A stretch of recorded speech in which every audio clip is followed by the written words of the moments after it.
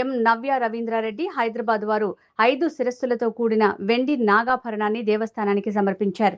వెండి నాగాభరణం బరువు 2 కేజీల 400 గ్రాములు.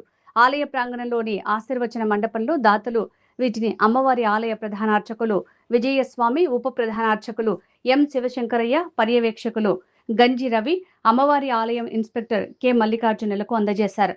అనంతరం వీరికి తగు రసీదును అందజేసి వేద ఆశీర్వచనంతో శ్రీ స్వామివారి అమ్మవార్ల శేష వస్త్రాలను ప్రసాదాలను అందజేయడం జరిగింది.